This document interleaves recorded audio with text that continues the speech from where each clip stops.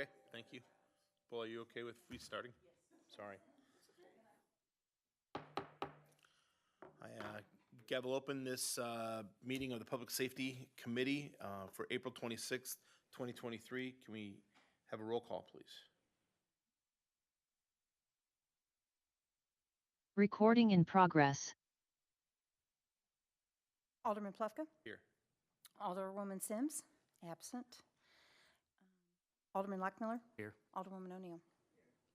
Thank you very much. Has everybody had a chance to look at the agenda for this evening? And more importantly, do they have anything they wish to add or subtract from that agenda? Hearing no concerns, the agenda will stand as approved. We have a moment for citizen comments. If there's anybody either online or in the room here tonight that wishes to address this committee with regard to any issue of public safety in the city of Brentwood, you'll be given 3 minutes. Please identify yourself by name and address, if you will. There are no members online. Thank you very much. We will move on to number 4, which is the city administrator's report. I have none. Thank you. Number 5 are the reports of the committee chair and alderman. As the chairman, I do not have a report. Alderwoman Sims, Alderman Lockmiller. No report. Thank you. Alderwoman? Yes, a couple weeks ago, there was a fire in Brentwood Forest, and the communication was excellent. People let everyone know what was going on, what had happened. We are very happy that it wasn't worse than it was, but I have heard more compliments for our fire department and how smoothly everything operated and how professional people were in dealing with the media and all. So I wanted to pass those things along. Fantastic. Thank you very much. We move on to item number 6, which are department reports. We'll begin with our police department. Chief?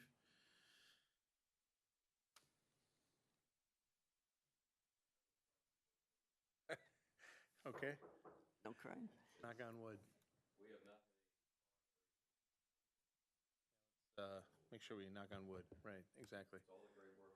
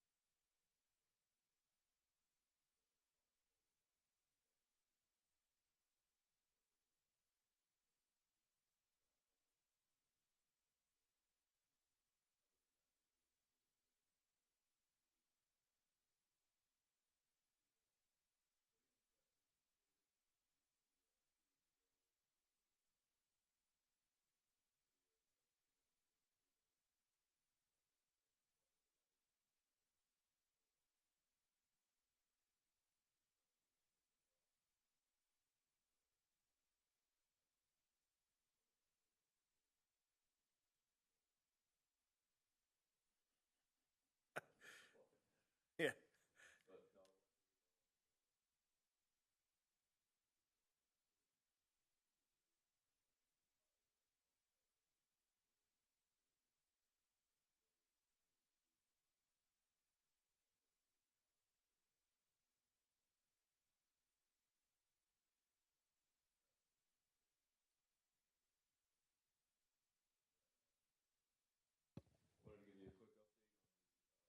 Grant application.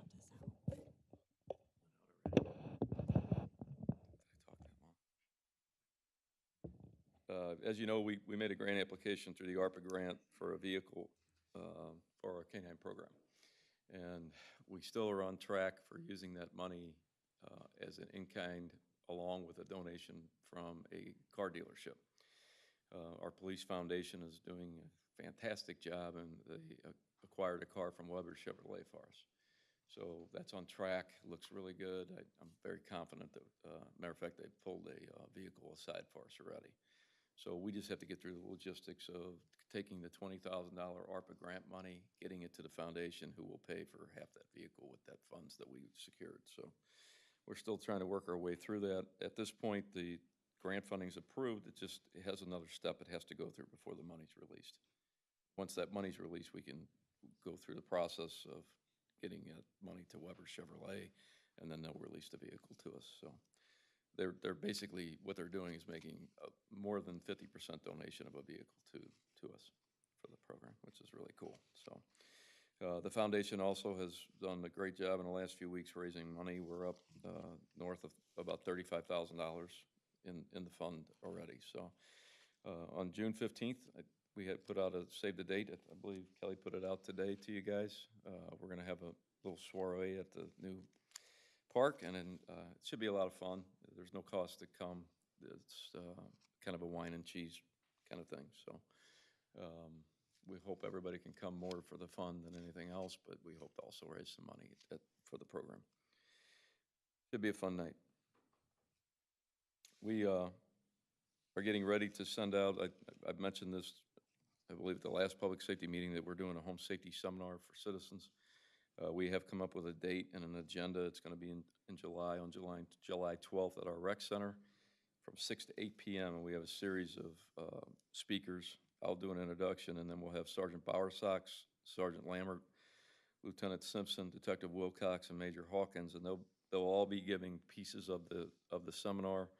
And the topics are going to be physical home security, situational awareness when you're out shopping and other things, drug abuse recognition from grandchildren and children, so that folks can see what they're looking at. Oftentimes people see symptoms, but they're not exactly sure what they're looking at. So we're going to talk a little bit about drug abuse and the signs of it. Phishing and phone scams, so all of those things that we're getting through emails and all the rest, for especially for elderly people that are targeting the elderly.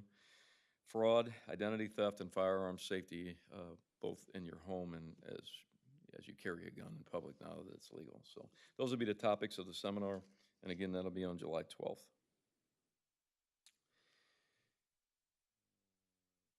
That's all I had. That's all I have. Have any questions? Anybody in the committee have questions? Chief, I think at the last board meeting, Officer, I guess it's pronounced, is it Fuse, that became lieutenant? Became a lieutenant? Yeah, Jason Simpson? no, the one that's the SRO officer. He became a corporal. It's Okay. Figs, yeah. You mentioned that he's no longer the SRO officer. He'll be finishing up this school year, so he's there until the end of May. Okay, then is somebody else picking that up? Yeah, we're in the process of doing interviews for people that are interested in that position. We have 3 officers that put in for it. They'll be interviewed, and then we'll select one of them. Okay, and congratulations on the CLIA. I just want to echo that. If you're ever in the mood to read an 81-page analysis of a police department, I would recommend this to you. It is remarkable. The 100%, I didn't realize how rare it was. I went and Googled some of it and figured out that it's very rare that they give you 100%, especially in your first full accreditation go-around. I think it's a credit to your department. I think it's a credit to your hiring skills, the ability of your people to train your officers. I just think it's a great testament to the work that you've done. So we appreciate it very much. I'd like to add the real work on that. We have Kevin, our consultant, that you guys agreed to hire, and that's money very well spent in that regard. He works part-time, doesn't make a lot of money doing it, but he's a huge help in that. But Jim McIntyre runs that ship, and Jim is an expert at the CALIA piece. It's a daily chore for Jim. We're really trying to assimilate the entire department into the process as we go forward. So, especially as Jim is now pension eligible, it scares me every day he's coming in with a job and he's leaving us. So, he's extremely reliable, and just he's got institutional knowledge that none of us really have about Brentwood, and just a great administrative guy. So, the credit should go to them. Thanks very much. Thank you. Cottrell? Good evening. I do have a few topics to go over in my report.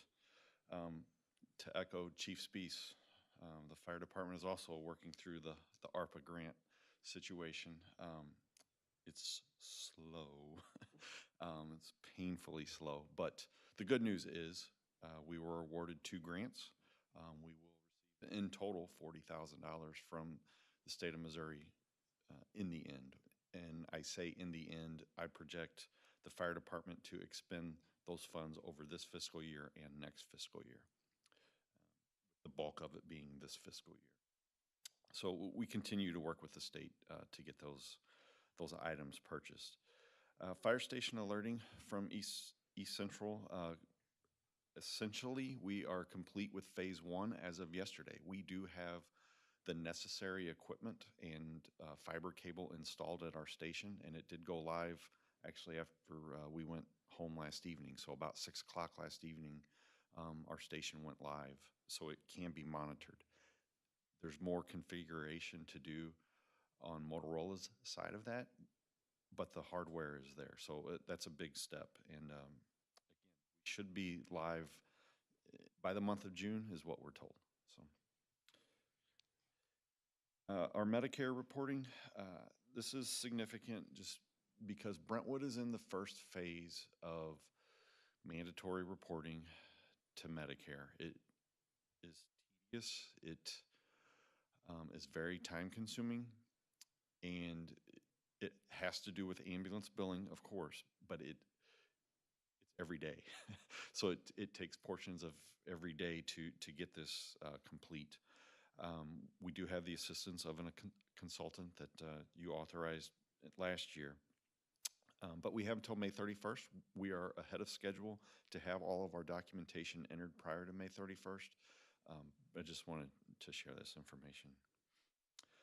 Fire Marshal, he has begun his annual inspections of commercial occupancies in the month of April.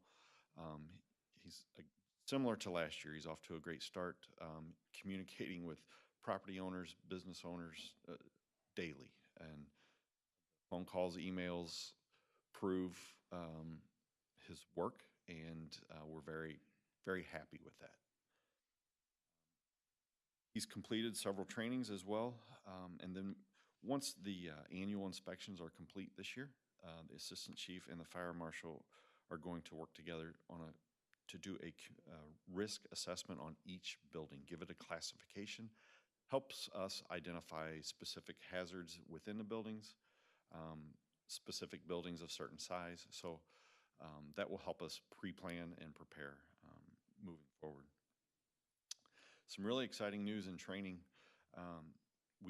Again, since the football season with the player from Buffalo Bills had the cardiac event on the football field, the requests for CPR have been much more frequent than I've experienced over the course of my career, and we've sustained it. So we continue to provide CPR training in the public. We continue to provide it in the city to city employees. And so, again, that is ongoing public relations events that we are doing. 2 firefighters just returned late last night from Indianapolis at the largest fire training conference in the world. It just had tremendous hands-on training that they can come back and then share that with the rest of our group. So we're very thankful we were able to send them there. Next week, this is always very exciting. We have 2 firefighters going to South Bend, Indiana for swift water training.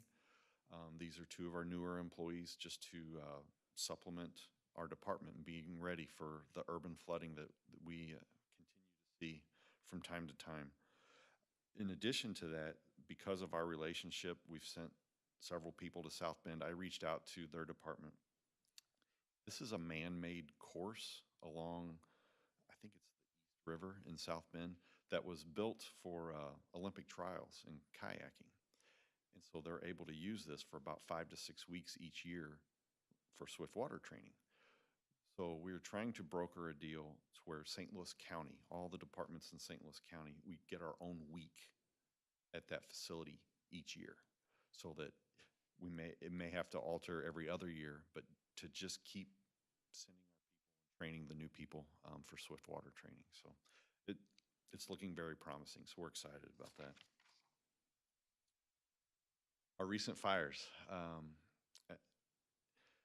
I'm proud to talk about this to some degree, disappointed in other aspects of it.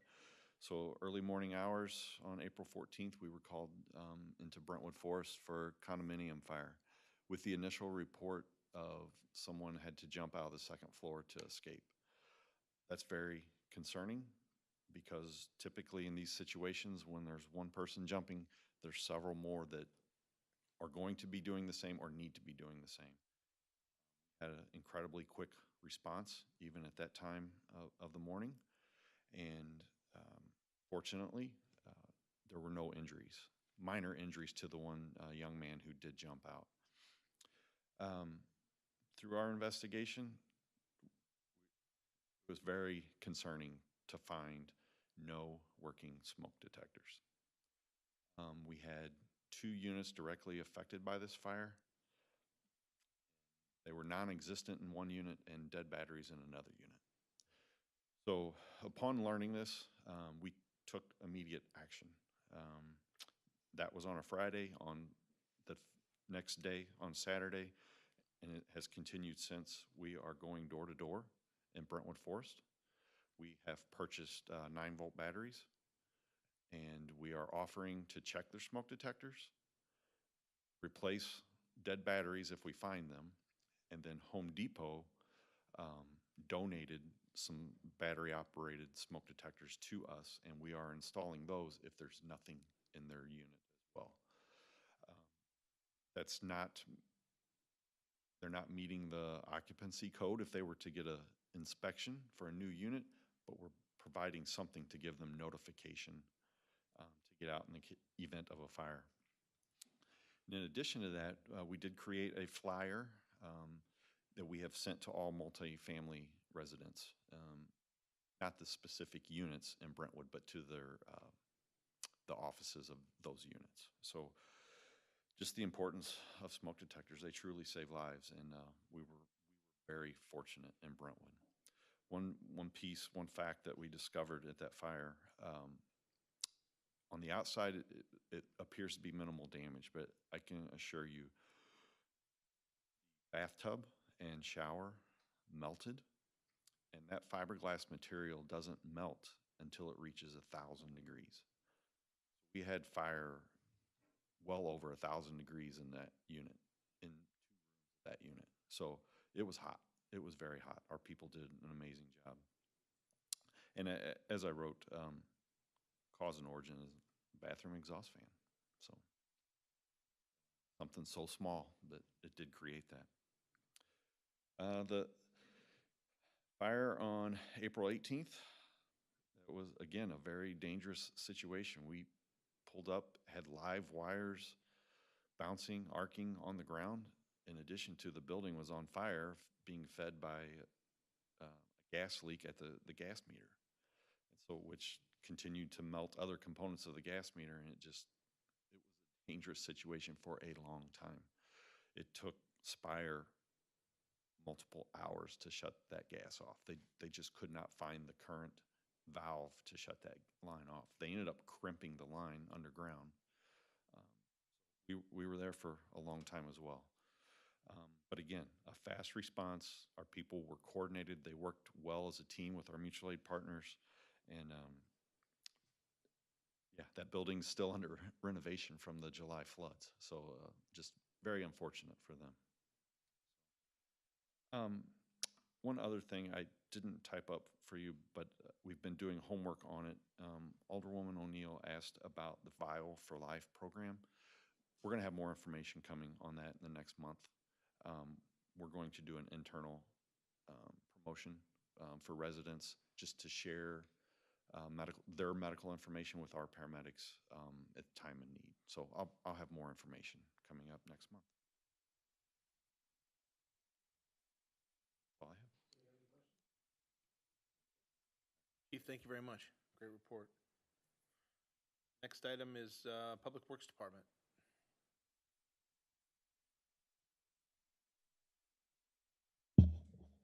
Hello, just a couple quick updates here. Lee Wind Trail, I know we had the board meeting, special board meeting on Monday. Things are going well out there. They're still continuing to work on the two slope failure areas. So it'd be the middle area and the southern area, the one closest to the bridge. So far, it looks like it's just that 40-foot piece that needs to be remedied in Area 2, which is the middle area. Anticipating we'll probably finish doing all the work by end of May. So that would include the trail restoration. You know, after these baskets are installed, then you have to grade up to the street and then level that out and then put your rock base and then your new trail. And then switching gears, this Bismarck Strassner crosswalk pilot program. I gave you a copy of the sales order so you can see there's 0 charges. Things we'll have to purchase, which would be pretty minimal, would be like pavement markings. If we're doing thermoplastic, we might just paint marks where they suggested. They're coming up with a plan, you know, an actual schematic of what we're to do. And then we'll have an agreement that we'll present to the board just to document how long we're supposed to keep it in place for this pilot program. And it's looking like middle of May, the equipment should ship to Public Works, and then we'll work with TAPCO to get this put in. And then we'll put the data collector up sometime this week, just to, for some reason they wanted a baseline, how many vehicles, you know, what are the speeds. So I said, that's fine, I can give them access to it once we run the test.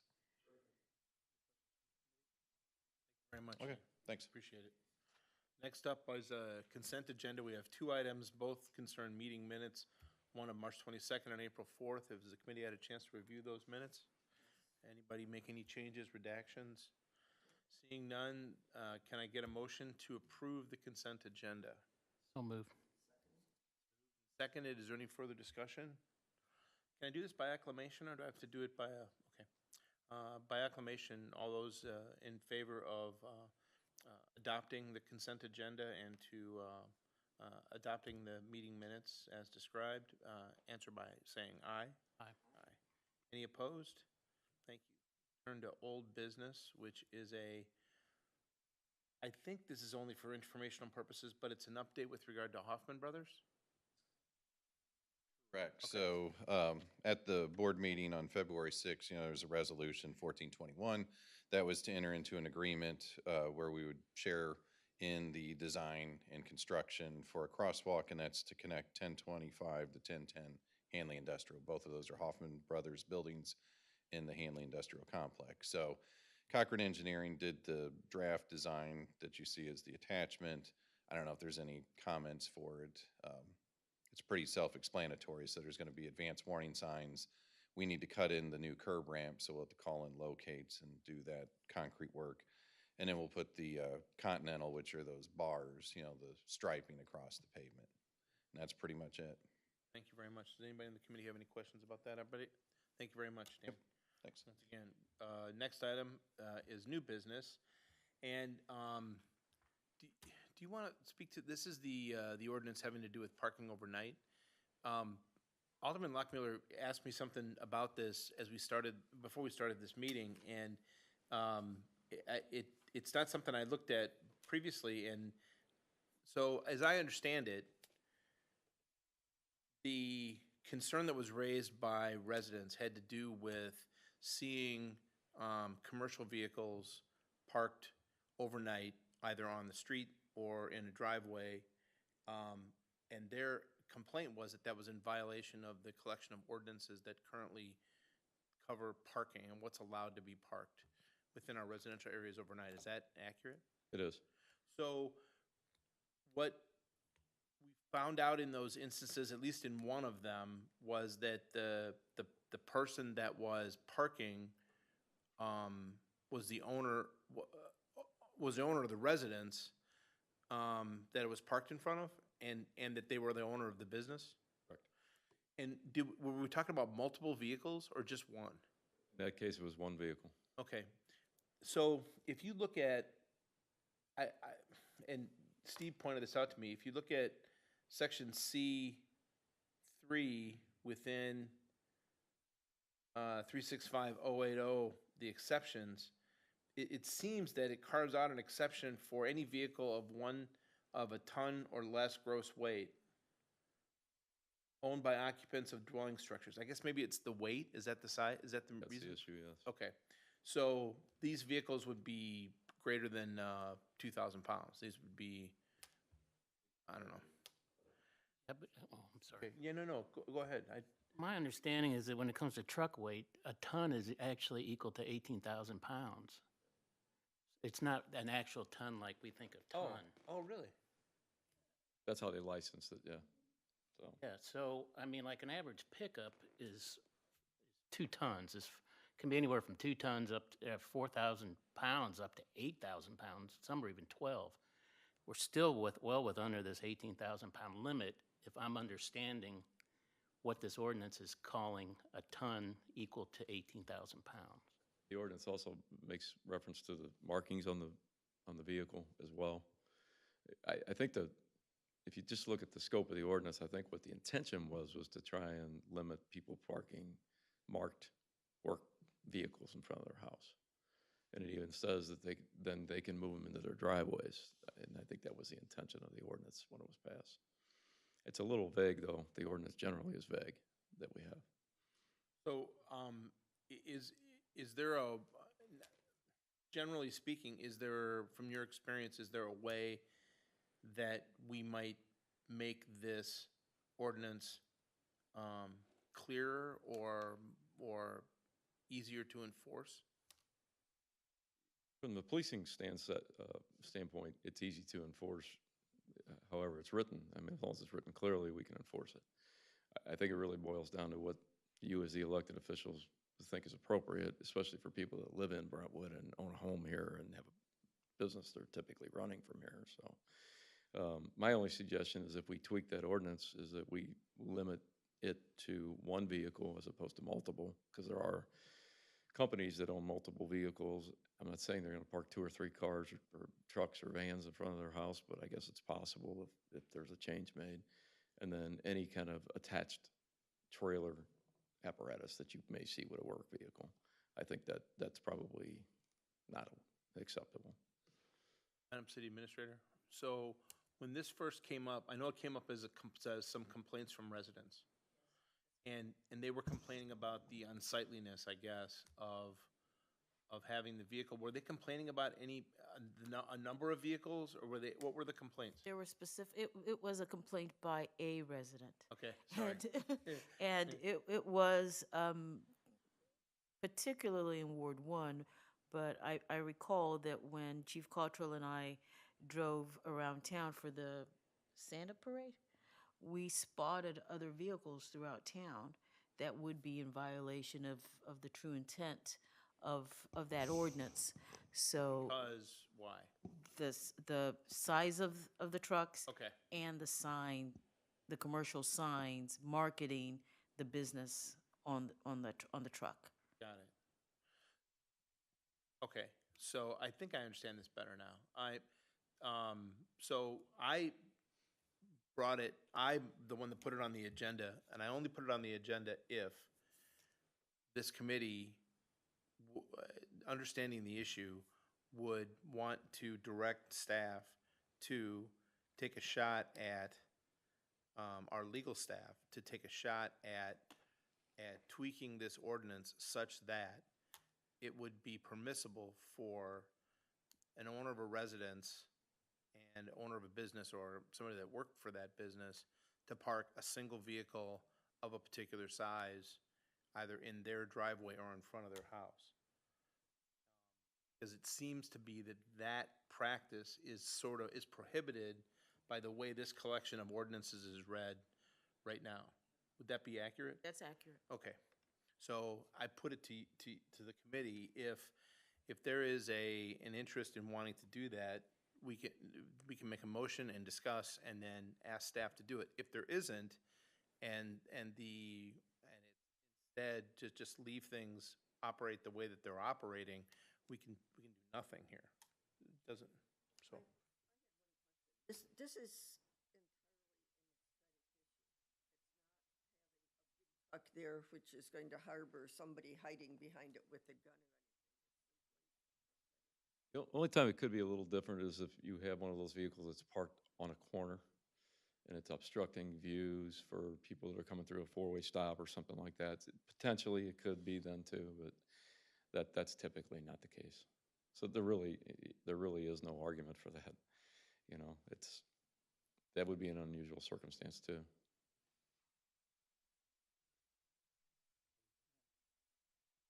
Okay. I mean, if it's unclear, I think we need to look into it and get some clarification. I mean, if we're not sure what a ton equals, not sure whether something can have signs or not, but yet we're allowing someone to park if they own the dwelling and allowed to park in their driveway, I mean, it seems kind of vague to me.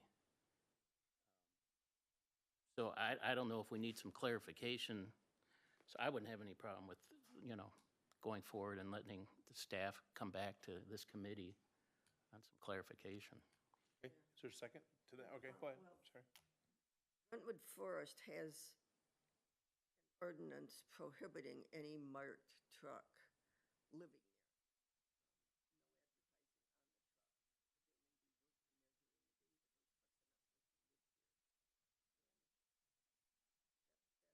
Fine, I can't get upset about it, but if somebody has so many trucks that it's impinging on the neighbor's Okay. Is there a separate ordinance that governs Brentwood Forest? I think it would be inclusive of,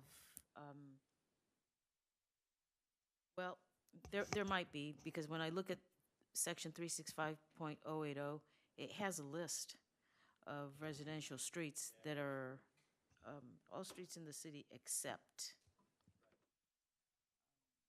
My initial reaction would be this would include Brentwood Forest, because the main thoroughfares in Brentwood Forest would be Brentwood and Eager, but we could take a look at that as well. Okay, it's been moved and seconded. Any further discussion? Roll call vote, please. Alderman Plufka, Yes. Alderman Lockmiller, Yes. Alderwoman O'Neill. Motion carries. You need more of a rationale from us? Yeah. Do you want me to put something in writing, or do you want us to just? That would help. Okay, Yeah. all right, absolutely. I'll do that. I'll copy you all in on it, and I'll send it out. And I'll do that tomorrow. Okay, thank you. Thank you, Chief. Any further questions or new business? Okay, moving on to section 10, we again have a spot for citizen comments. If anybody in the room wishes to make any comment on any issue involving public safety, you'll be given 3 minutes. Please identify yourself by name and address. Anybody online? No, there's no one online. Okay, seeing no other items on the agenda for consideration, I declare this meeting adjourned.